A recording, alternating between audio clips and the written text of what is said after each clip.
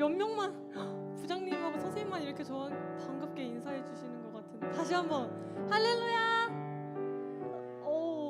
네, 감사합니다 여러분. 오늘도 주님을 찬양하고 예배하기 위해 나온 드리밍스타 공동체 여러분 모두를 예수님의 이름으로 환영하고 또 축복합니다.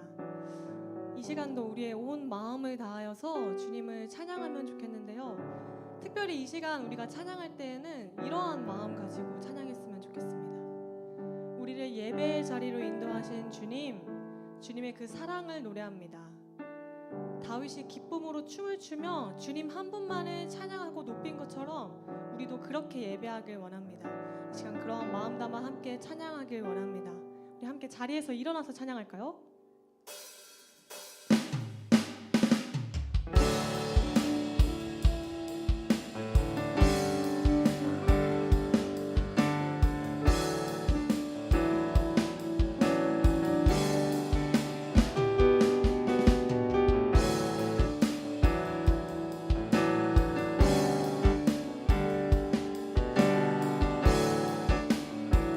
우리를 향한 주님의 사랑을 찬양합시다.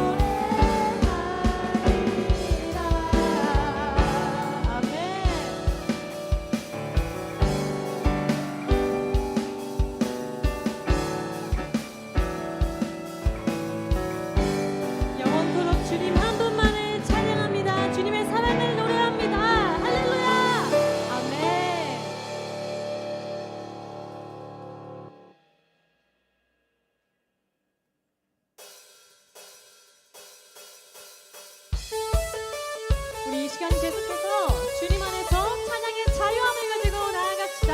할렐루야! 아멘.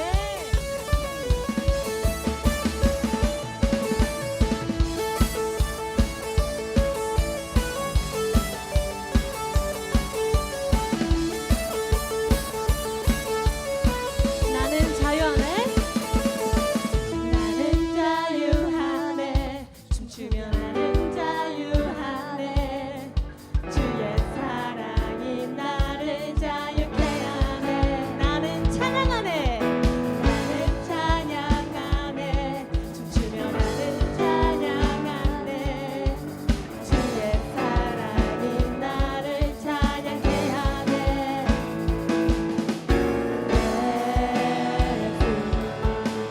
나의 모든 영광 나 찬양하리라. 춤추며 노래하리, 춤추며 달려가리, 주님을 향해 함께 소리쳐. 춤추며 찬양하리, 춤추며 경배하리, 나비처럼 춤을 추며. 우리 다시 처음부터.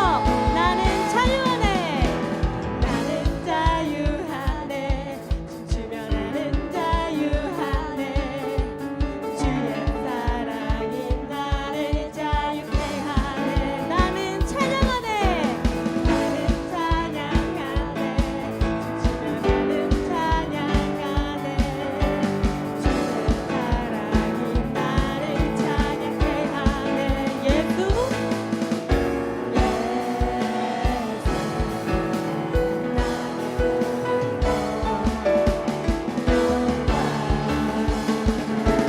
나 찬양하리라. 춤추며 노래하리, 춤추며 달려가리, 주님을 향해 다 함께 소리쳐. 춤추며 찬양하리, 춤추며 경배하리, 나비처럼 춤을 추며 예배해.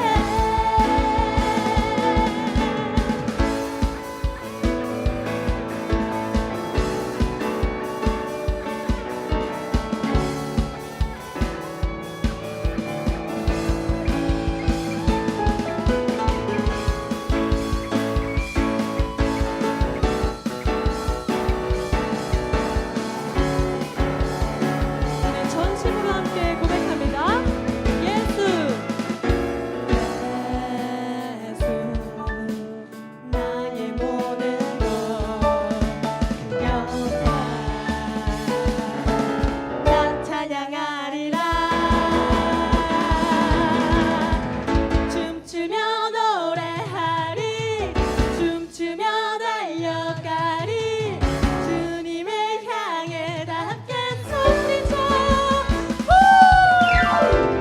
춤추며 찬양하리, 춤추며 경배하리, 나비처럼. 우리 마지막으로 함께 고백합니다. 춤추며 노래하리, 춤추며 달려가리, 주님을 향해 다 함께 소리쳐. 춤추며 찬양하리, 춤추며 경배하리, 나비처럼 춤을 추며 예배해. 찬양받기 합당하신 주님께 모든 영광의 박수. 아멘. 이 시간 자리에 앉아서 우리의 마음을 정돈하며 주님 앞에 한 사람의 예배자로 찬양하며 나아갑시다.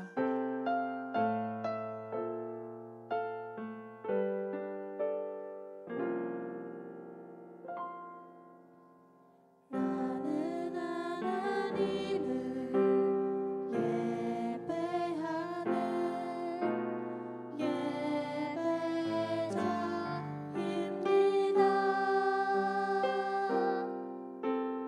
내가 서 있는 곳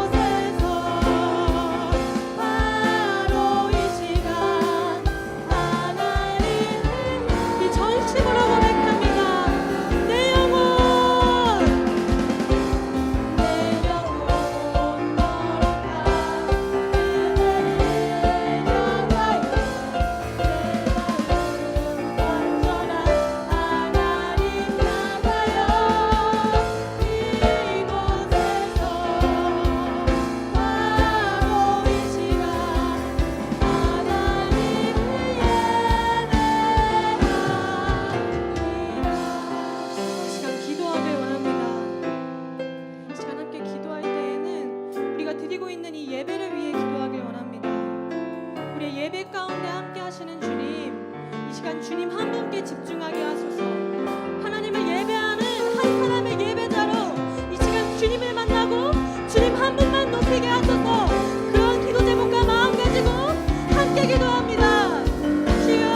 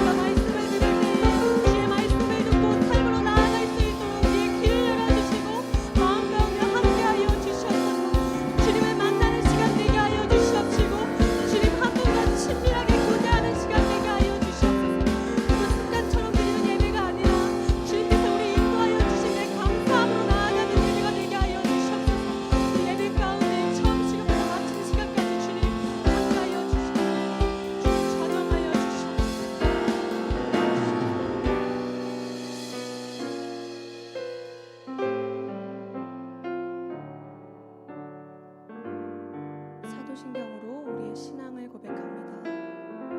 전능하사 천지를 만드신 하나님 아버지를 내가 믿사오며 그 외아들 우리 주 예수 그리스도를 믿사오니 이는 성령으로 잉태하사 동정녀 마리아에게 나시고 본디오 빌라도에게 고난을 받으사 십자가에 못 박혀 죽으시고 장사한 지 사흘 만에 죽은 자 가운데서 다시 살아나시며 하늘에 오르사 전능하신 하나님 우편에 앉아 계시다가 저리로서 산자와 죽은 자를 심판하러 오시리라.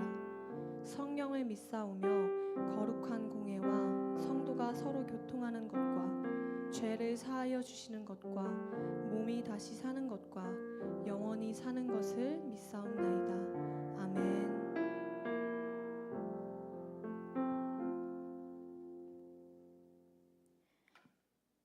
사랑의 하나님, 오늘 저희를 드리밍스타 예배의 자리로 불러주셔서 감사합니다. 한 주 동안 기쁨이 있었다면 감사로 고백하게 해주세요. 저희가 말과 행동으로 주님을 기쁘시게 하지 못한 일들이 있다면 이 시간 회개하오니 용서하여 주세요. 예배의 시작부터 끝까지 주님께 맡깁니다. 저희의 마음이 오직 하나님께 집중할 수 있도록 도와주세요. 말씀을 전해주시는 이혜권 전도사님께 은혜 내려주시고 그 말씀을 통해 하나님의 뜻이 저희에게 전달되게 해주세요. 저희가 말씀을 잊지 않고 한 주를 살아가게 도와주세요. 이번 한 주도 저희와 함께 하실 것을 믿으며 살아계신 예수 그리스도의 이름으로 기도드립니다. 아멘.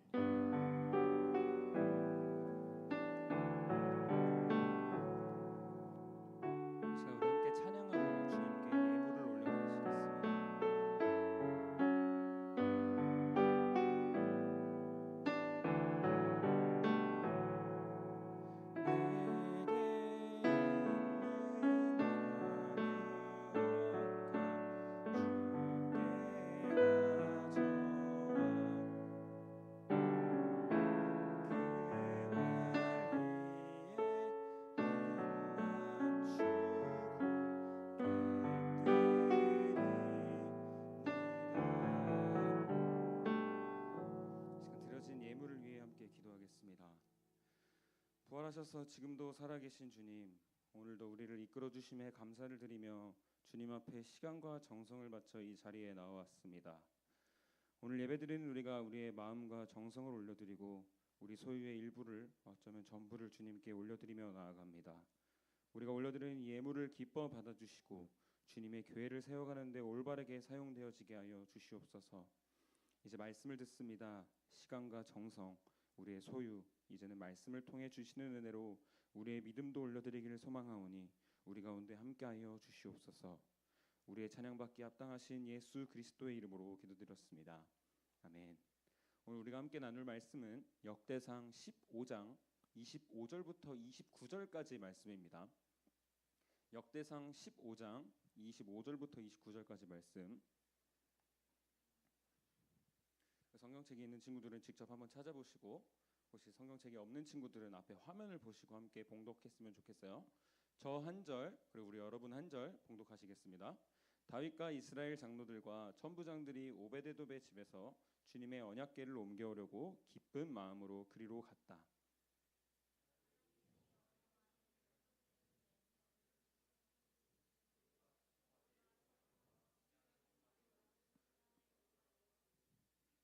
다윗과 하나님의 궤를 맨 레위 사람들과 찬양하는 사람들의 지휘자 그나냐가 모두 다 고운 모시로 만든 겉옷을 입고 있었으며 다윗은 모시로 만든 에봇을 입고 있었다.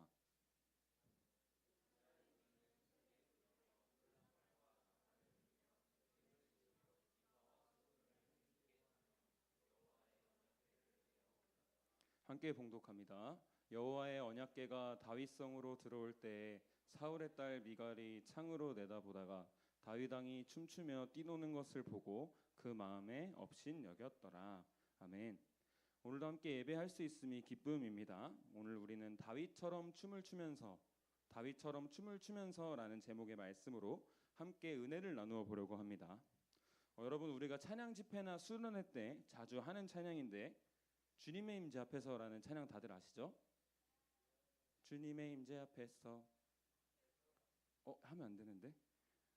네, 이 찬양이 바로 오늘 말씀을 기초해서 오늘 말씀을 가지고 만들어진 찬양입니다.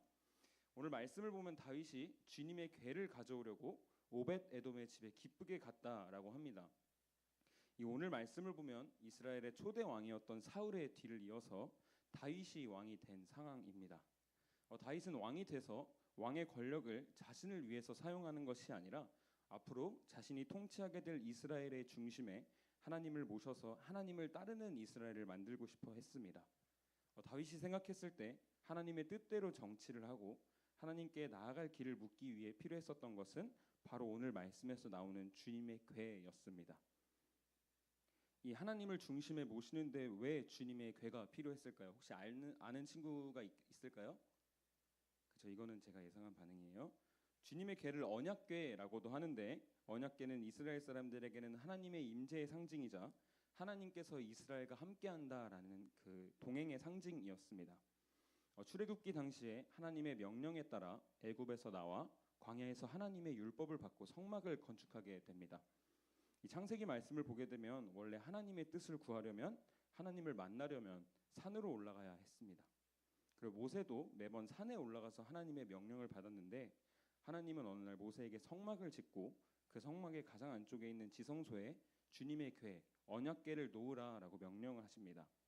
이 성막은 이스라엘 백성들의 정중앙에 위치했는데 성막이 생기면서 산에서만 만날 수 있었던 하나님이 이제는 이스라엘의 정중앙에 오시면서 이스라엘은 놀라운 하나님의 은혜를 경험하기 시작합니다. 이스라엘의 모든 일에 항상 언약궤가 함께 했습니다. 또한 광야 생활을 마치고 요단강을 건너서 가나안 땅에 들어갈 때도 여리고성을 함락시킬 때도 언약궤가 앞장섰습니다. 가나안 정복 후에는 언약궤가 실로에 놓여서 제사장 엘리와 그의 아들 홈리와 비느하스가 관리하게 됩니다. 시간이 흘러서 사무엘상 4장에서 타락할 대로 타락한 이스라엘은 블레셋이라는 나라와 전쟁을 하게 됩니다. 그런데 이 전쟁에서 이스라엘이 밀리자 과거 언약궤가 함께 했을 때 승리했었던 기억을 떠올리면서 언약궤를 가지고 전쟁에 나아가지만 언약궤를 하나님의 뜻대로 사용하지 않고 타락했던 이스라엘은 결국 이 블레셋과의 전투에서 패하게 되고 언약궤를 블레셋에 빼앗기게 됩니다. 블레셋은 이 전쟁에서 승리한 전리품으로 언약궤를 자신들의 도시로 옮기지만 옮기는 곳마다 재앙이 발생하고 블레셋은 결국 언약궤를 수레에 실어서 다시 이스라엘로 반환하게 됩니다. 또 시간이 흘러 이스라엘의 초대 왕이었던 사울이 통치하던 시기, 사울은 언약궤를 그렇게 중요하게 생각하지 않았던 것 같습니다.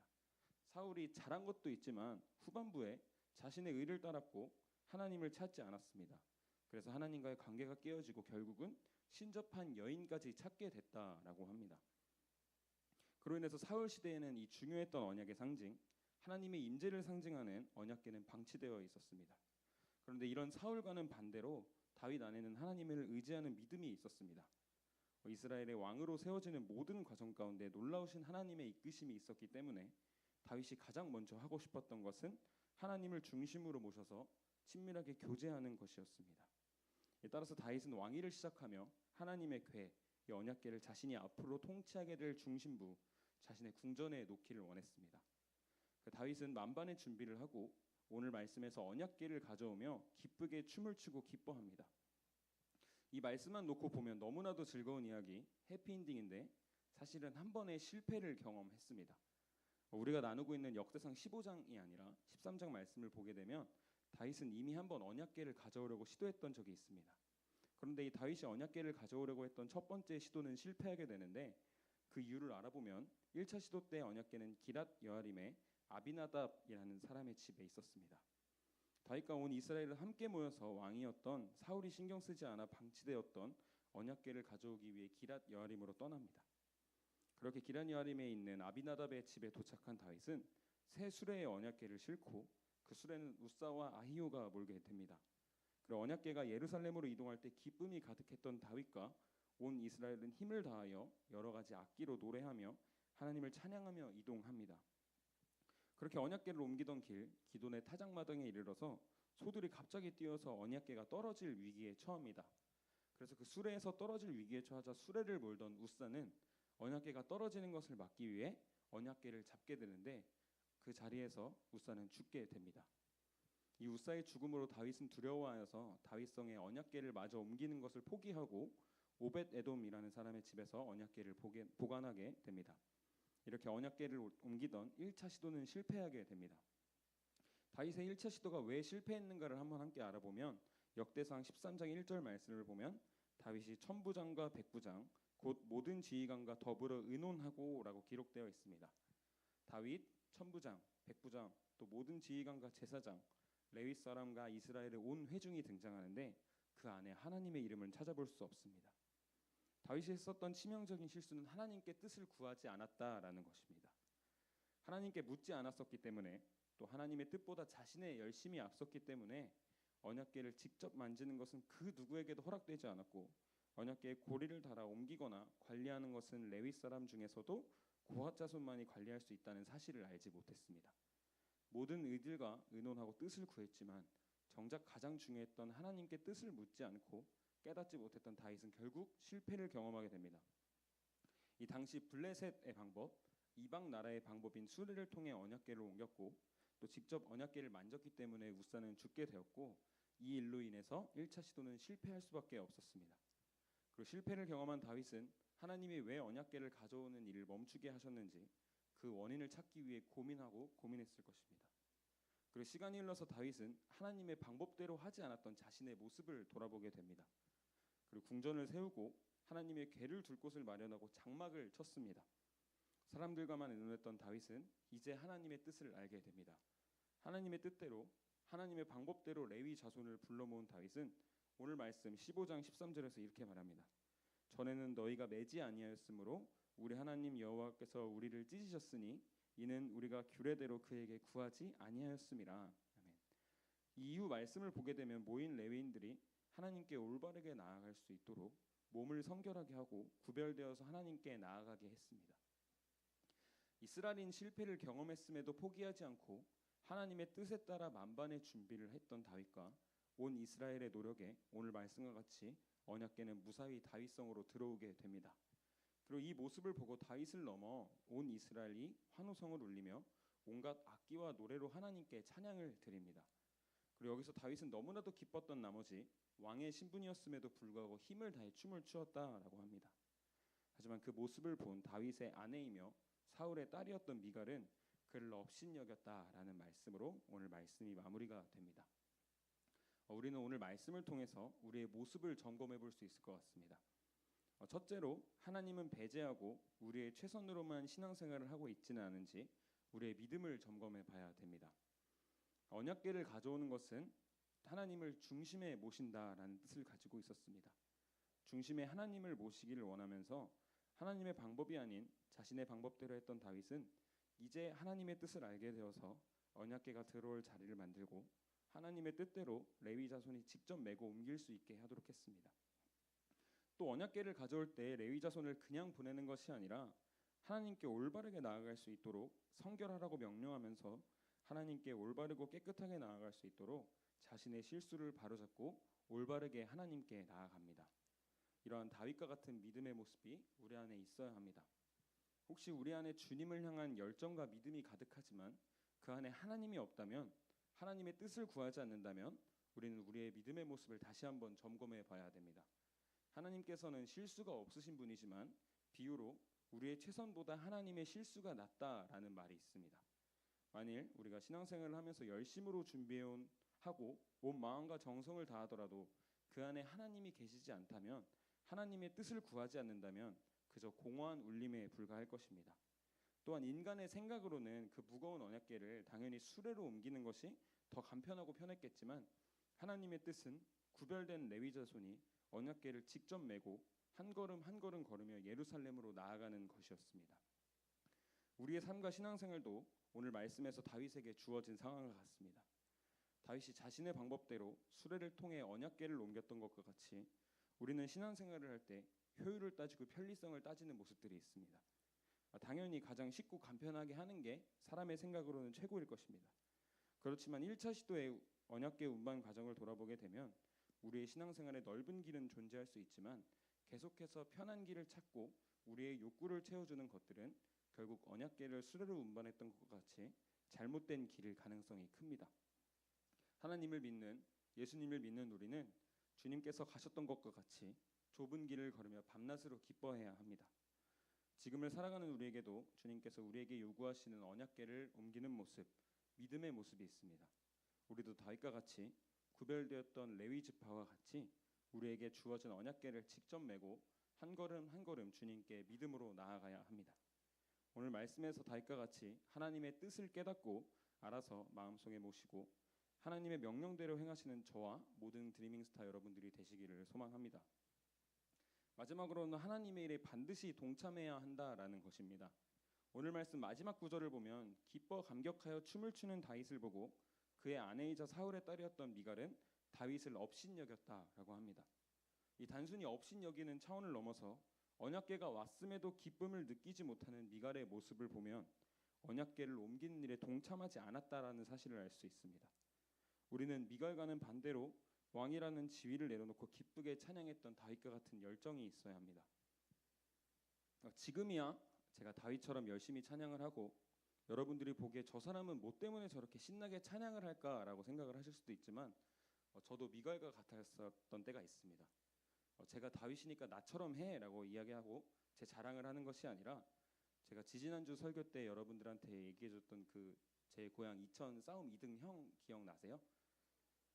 이 형이 제가 다니던 교회에 예쁜 누나들이 많이 있다는 소식을 듣고 놀러 왔는데 제가 그 형의 첫 모습이 너무 충격적이라 아직도 기억이 나는 게 그 형의 첫 모습은 꽉 끼는 나시를 입고 금목걸이를 주렁주렁 매달고 왔던 형입니다. 그런데 이렇게 여기저기 싸움을 하고 다니던 형이 어느 날 수련회 자리에서 예수님을 만나게 됩니다.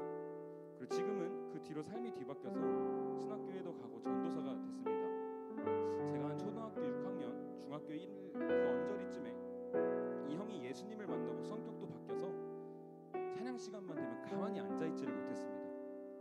이 찬양을 열심히는 하는데 음이 하나도 안 맞고 다 앉아서 찬양하는데 자기 혼자 막 신나서 일어나서 찬양을 하고 그런 모습들이 저한테 너무나도 거슬렸습니다. 그리고 막 빠른 찬양을 하는데 혼자 뛰다가 갑자기 울고 있다가 또 갑자기 뛰다가 너무 꼴보기가 싫었습니다. 그리고 목사님이 전도사님이 설교하실 때 말끝마다 아멘을 하도 많이 해가지고 한 예배 때 아멘을 몇 번 한지 세어보기도 했었습니다. 근데 당시에 교회 금쪽이의 대표 주자였던 저는 항상 그 형이랑 비교가 됐습니다. 근데 저는 그 형을 사실 아직도 미워하고 있는데 그러나 어느 날 이 형이 중고등부, 제가 있던 중고등부 예배에 찬양을 인도하게 됩니다.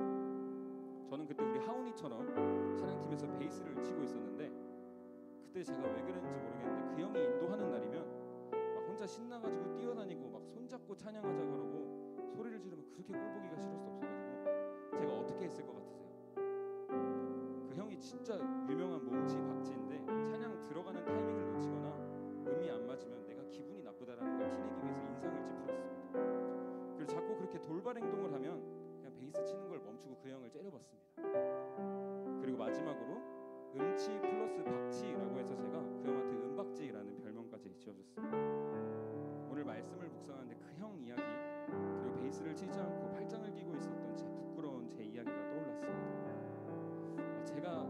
만난 이 형의 이야기가 오늘 말씀에서 다윗과 굉장히 닮아 있는 것 같습니다. 음이 맞지 않아도 실력이 조금 부족해도 잘난 게 하나도 없더라도 하나님께서는 우리의 실력을 보시는 것이 아니라 마음을 보시는 분이십니다. 우리의 예배 때 오늘 말씀을 한번 적용해봐서 우리 예배 때 우리의 찬양의 시간을 돌아보고 우리가 예배드리는 모습을 한번 돌아보기를 소망합니다. 우리는 정말 하나님께 다윗과 같이 올바르게 예배하고 있나요? 오늘 말씀을 기억하시며 다윗과 같이 주님 앞에 체면을 버리고 눈치를 보지 않고 심판자가 아니라 평가단이 아니라 진심으로 주님을 찬양하는 예배자가 되시는 여러분이 되시기를 소망합니다. 여러분, 우리는 미갈과 같이 즐거움에 동참하지 않고 열심히 찬양하고 하나님께 감사를 올려드리는 이들을 업신 여기는 평가자가 되어서는 안 됩니다. 다윗과 같이 우리에게 주어진 언약궤를 하나님을 중심으로 모시고 주님을 찬양하는 예배자가 되어야 합니다. 그리고 그저 멜로디에 분위기에 감정에 이끌려서 찬양하는 것이 아니라 옆 친구들이 하면 찬양을 하는 것이 아니라 오늘 말씀에서 주님과 같이 다윗과 같이 중심에 하나님을 모시고 우리가 서 있는 곳 어디에서든 어떠한 상황에서든 전심으로 주님께 나아가야 합니다. 그래서 오늘 한번 특별한 시간을 가져보려고 합니다. 오늘 결단 찬양이 아까 처음에 말했던 주님의 임재 앞에서요. 자리에서 일어나 볼까요, 여러분? 여러분, 오늘 말씀처럼 진정으로 주님께 찬양을 올려드리시겠습니까? 찬양 올려드리시겠습니까? 결단하는 마음으로 주님의 임재 앞에서 부끄러워하지 않고 체면을 차리지 않고 전심으로 주님을 찬양했던 다윗과 같이 주님께 찬양하며 나아갑시다.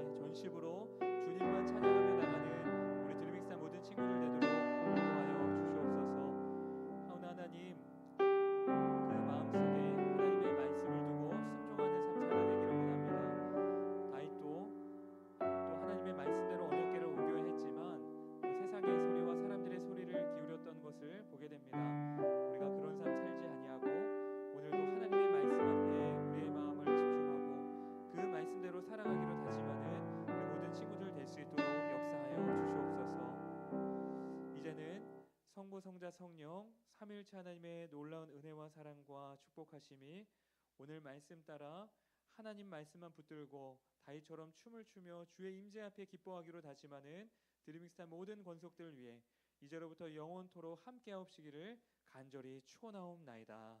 아멘.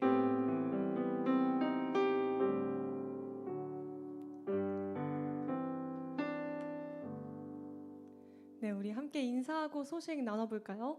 하나, 둘, 셋, 뜨아! 네, 감사합니다. 첫 번째 소식입니다. 네, 오늘도 예배 후에 반팅이 진행됩니다. 오늘 예건 전도사님이 전해주셨던 말씀 기억하면서 또 한 주간 어떻게 지냈는지 함께 나누고 교제하는 시간 가지면 좋겠습니다.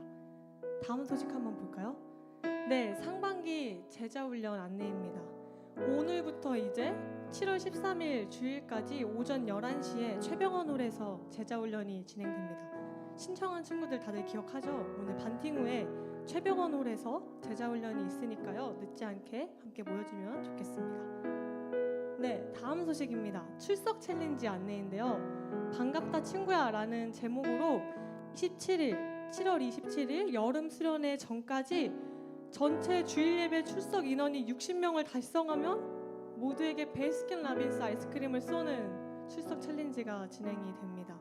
오늘은요 여러분 무려 몇 명이 왔냐면요 45명의 친구들이 왔습니다. 네, 이 45명의 친구들과 함께 예배할 수 있음이 참 감사한데 우리가 60명을 채워서 어느 날 내 옆에 사라진 친구들과 함께 예배할 수 있도록 그 기쁨을 나눌 수 있도록 힘써 주시면 좋겠습니다. 다음 소식은 네, 드디어 여름 수련회 안내가 시작이 됩니다. 25년 7월 25일 금요일부터 27일 주일까지 수양관에서 정동 수양관에서 레벨업 위드 페이스 히브리서 11장 1절의 말씀을 가지고 여름 수련회가 진행됩니다. 주보에 나와 있는 또 PPT에 나와 있는 QR코드를 보시고 미리 신청을 해주시면 좋겠어요. 저희가 인원 파악도 할 수 있고 방배정도 할 수 있게. 그리고 우리가 2일차에는요 장기자랑을 하잖아요. 그 신청을 5팀 받습니다. 관심 있는 친구들은 예건 전도사님께 신청해 주시면 좋겠습니다.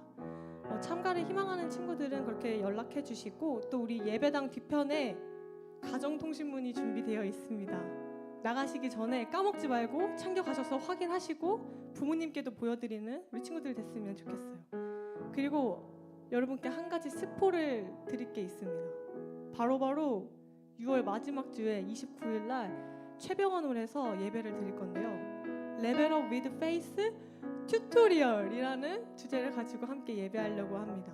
우리가 게임을 진행할 때 튜토리얼을 하나씩 밟아가면서 그 게임에 대해서 알아가는 것처럼 우리가 이번에 맛보기로 그렇게 예배를 드리면서 수련회에서 어떤 분위기로 예배하고 어떤 찬양으로 하나님을 예배할지 미리 알아보는 시간을 가졌으면 좋겠습니다. 이를 위해서도 함께 기도로 준비해 주셨으면 좋겠어요. 네, 다음 소식은 중보기도 카드 배부 안내입니다. 예배당 뒤편에 중보기도 카드가 있으니까요. 함께 기도하고 싶은 제목이 있는 친구들은 하나씩 챙겨가셔서 적어주시고 각 반 선생님들이나 전도사님들께 주시면 저희가 마음을 모아서 함께 기도하도록 하겠습니다. 네, 그리고 오늘 워십 동아리 활동이 있죠. 반팅 후에 늦지 않고 모일 수 있도록 해주세요. 그리고 이제 생일 축하해요. 기온이 생일 축하를 한번 해줄 건데 노래하면서 박수 치면서